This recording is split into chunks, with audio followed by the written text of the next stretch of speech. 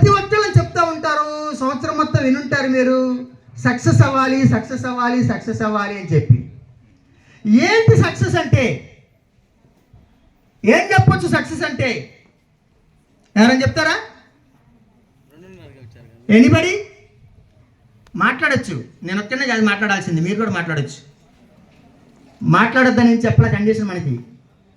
So success అంటే ఏం చెప్తాం? 10th క్లాస్ వాళ్ళు చెప్పండి ఎవరైనా, ఏం చెప్తాం? ఓకే, ఏమిటయ్యా సక్సెస్ అంటే? ఒకే మాటలో చెప్పారు. ఈ మధ్యకాలంలో చూశాను నేను జాగ్రత్తగా. నువ్వు వస్తే కూర్చోమని చెప్పని వాళ్ళు కూడా రేపొద్దున నువ్వు వెళ్ళినప్పుడు లేచి నిలబడి సలాం చేసేటువంటి స్థితికి నువ్వు వెళ్ళినప్పుడు అంతకు మించిన సక్సెస్ అనేది లేదు మై డియర్ ఫ్రెండ్స్.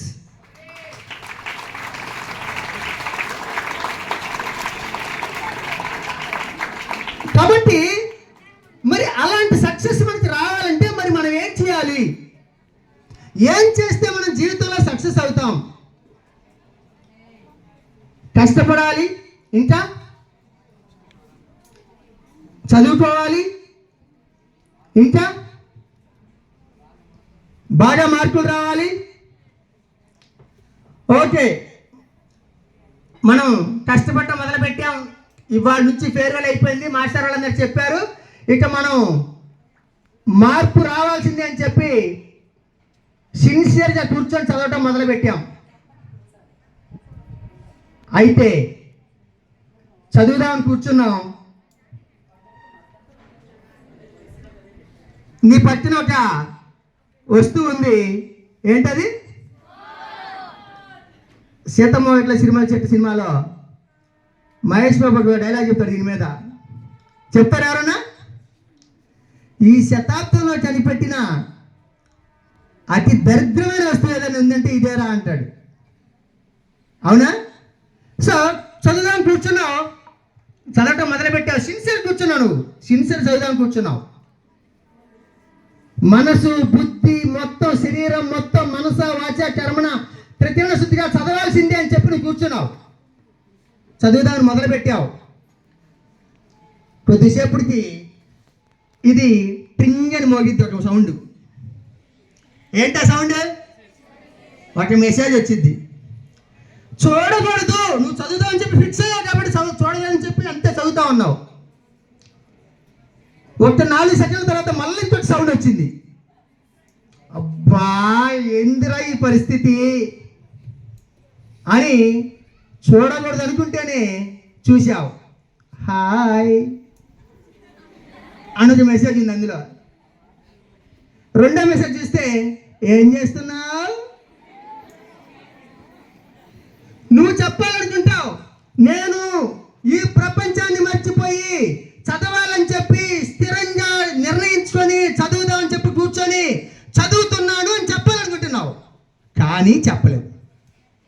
ఎందుకని? చెప్తే ఈ అకౌంట్ ఇంకో చోట యాడో ఓపెన్ అయింది కాబట్టి అలా చెప్పలేవు. అప్పుడు ఏమంటావు నువ్వు? నథింగ్ అని చెప్పాలి. అది పూర్తి కూడా అవసరం. ఇప్పుడు స్టీవ్ జాబ్స్ ఆ పని చేశాడు, NTG అయిపోయింది. వస్తావా బయటికి అంటాడు అవతలాడు. అన్నప్పుడు రాను అని చెప్పలేవు, అయిపోయా, కూర్చున్న మొత్తం ఏదైతే అనుకున్నావో అది మొత్తం స్మాష్ అయిపోయింది. మిత్రులారా,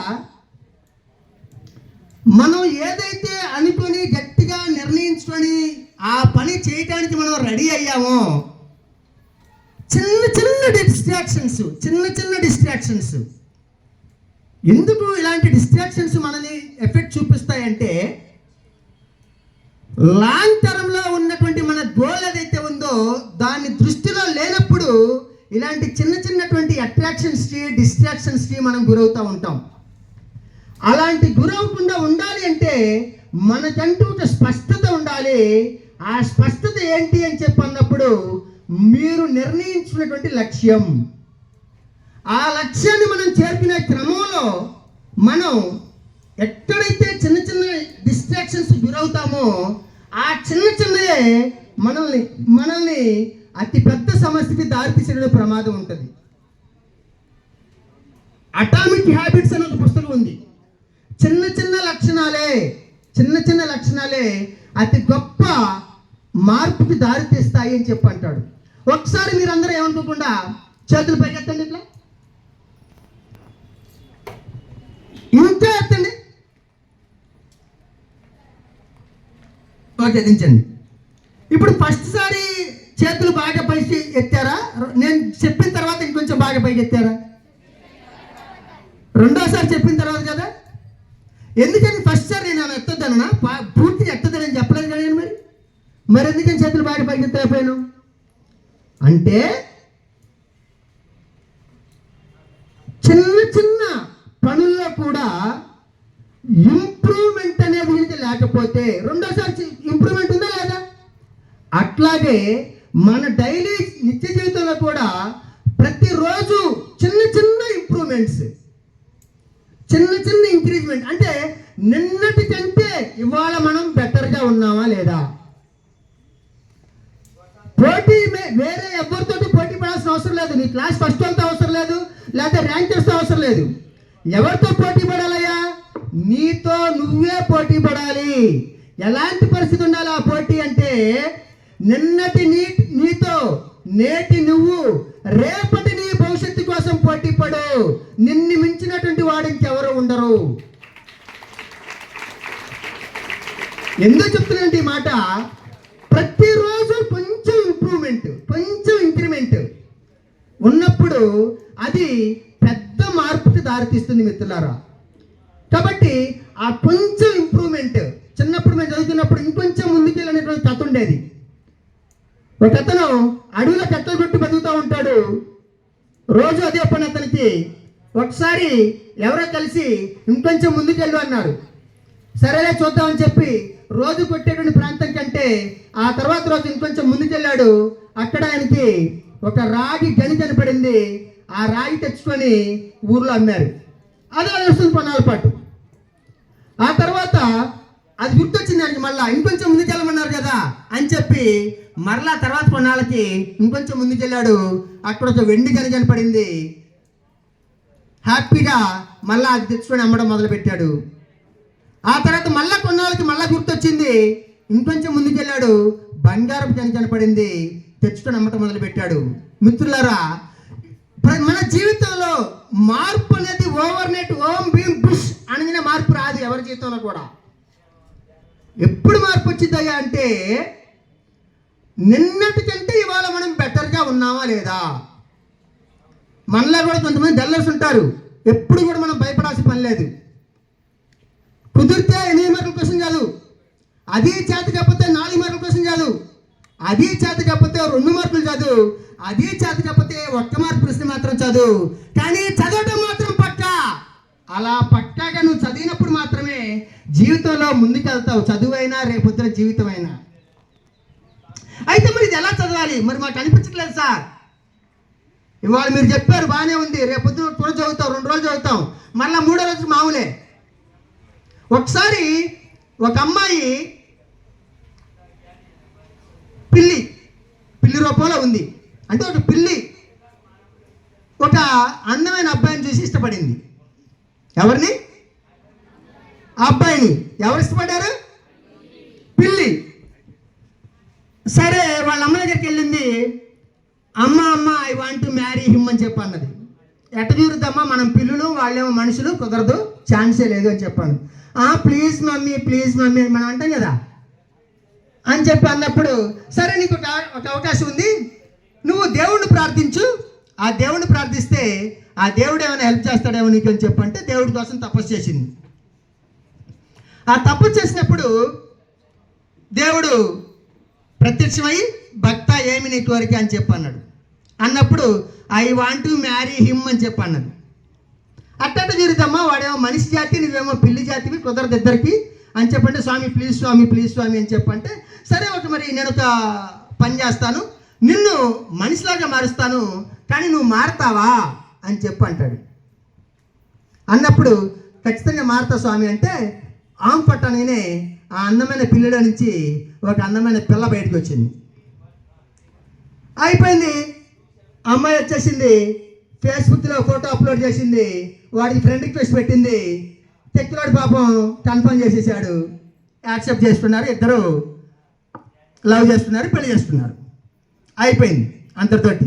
అయితే వీళ్ళు మామూలుగా డైలీ లైఫ్ రొటీన్గా జీవిస్తూ ఉన్నారు. ఒకరోజు దేవుడికి డౌట్ వచ్చింది. ఆ రోజు మనం అమ్మాయిని మార్చాం కదా, ఆ అమ్మాయి నిజంగానే మనిషిలాగానే ఉందా, ఇంకా పిల్లిలాగా ఉందా అనేటువంటి డౌట్ వచ్చింది.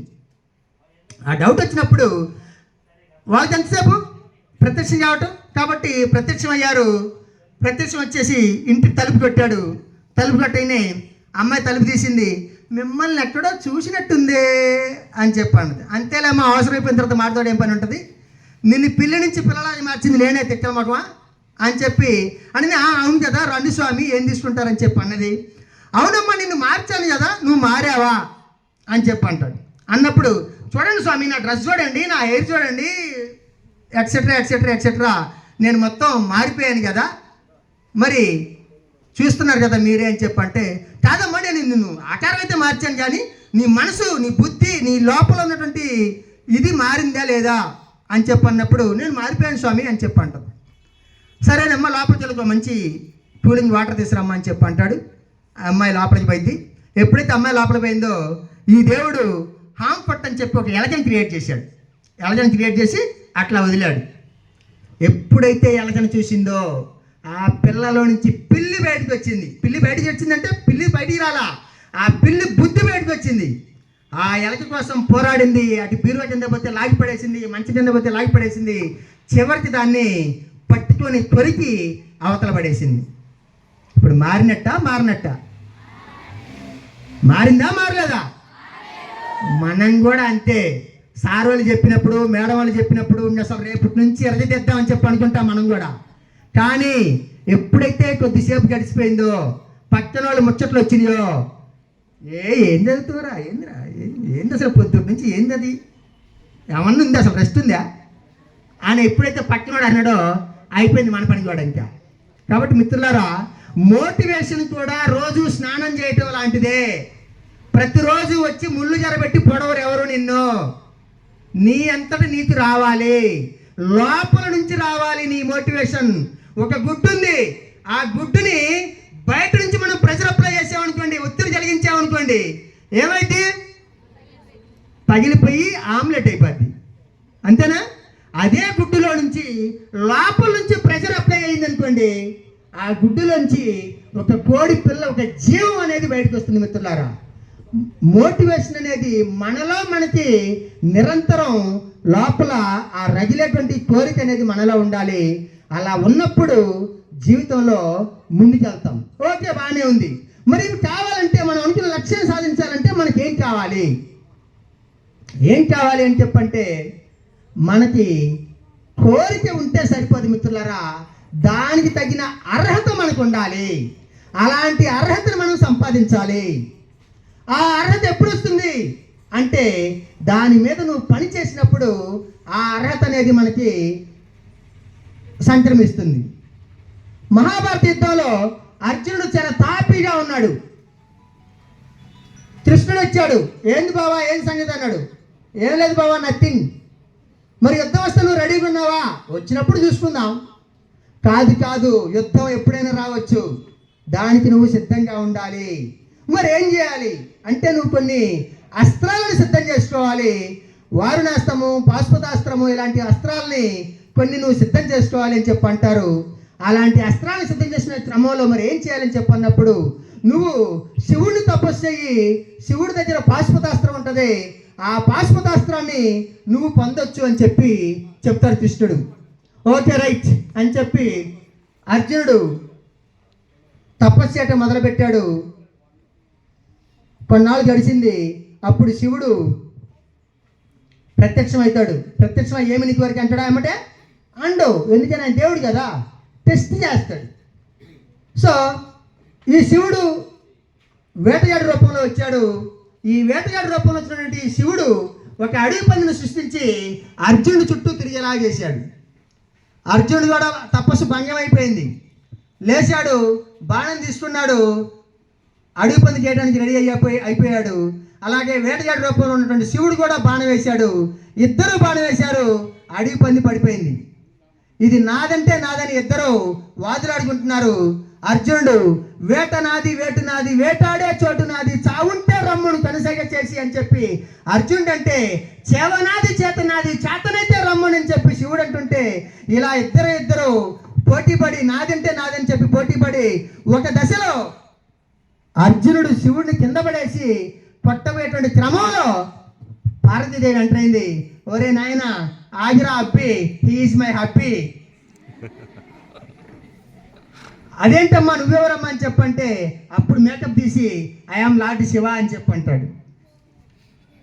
అదేంటి స్వామి నువ్వేంటి ఇక్కడ, మీరేంటి ఇక్కడ అని చెప్పంటే, ఒరే నువ్వు అస్త్రాలు జోరుకుంటున్నావు, పాశుపతాస్త్రం జోరుకుంటున్నావు, అలాంటి పాశుపతాస్త్రాన్ని నీకు ఇవ్వాలంటే నీకు తగిన అర్హత ఉందో లేదో చూసుకోవాలి, ఇప్పుడు ఇస్తా తీసుకో అస్త్రం అని చెప్పి అస్త్రం అర్జునుడికి ఇవ్వడం జరుగుతుంది మిత్రులారా. అట్లాగే మనం కూడా మనదైనటువంటి లక్ష్యాన్ని చేరుకునే క్రమంలో, లక్ష్యాన్ని చేరుకోవాలనే కోరికను సాధించే క్రమంలో మనం ఏ అర్హతలను పాటిస్తున్నాం, అలాంటి అర్హతలను పాటించాలంటే మనకు ఉన్నటువంటి విల్ పవర్ ఏంటి అని చెప్పంటే, ఒకసారంట ఒక భగవద్గీత పుస్తకాలు అమ్మేటువంటి కంపెనీలో కొంతమందిని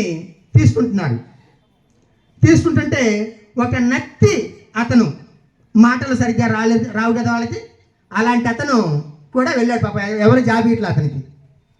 సరేనని చెప్పి ఇందరికి వెళ్ళారు. అరే నువ్వు ఎట్లా చేస్తావంటే, చేస్తా లేదో నా తెప్పలు నేను పడతాలే, ప్లీజ్ ఇవ్వండి సార్ నాకు అని చెప్పి అంటాడు. అదే సరేనని చెప్పి ఆయనకి ఆ ఉద్యోగం ఇచ్చారు. ఇచ్చిన తర్వాత ఒక వారం గడిచింది, అందరికంటే ఎక్కువే నమ్ముతున్నాడు. ఎవరు? ఈ నత్తి లక్షణాలు ఎవరైతే ఉన్నాయో అతను ఎక్కువగా అమ్ముతున్నాడు. ఏంటో సూత్రం, ఎలా అమ్మగలుగుతున్నావు నువ్వు, మేమే అమ్మలేకపోతున్నాం, నీకు ఇట్లా ఎంత సాధ్యం, ఎలా సాధ్యం అవుతుంది అని చెప్పి అన్నప్పుడు ఒకసారి ఆయన్ని ఫాలో అయ్యారు మిగతా వాళ్ళు. ఇతను వెళ్ళాడు, తలుపు కట్టాడు, నేను భగవద్గీత అమ్ముతాను.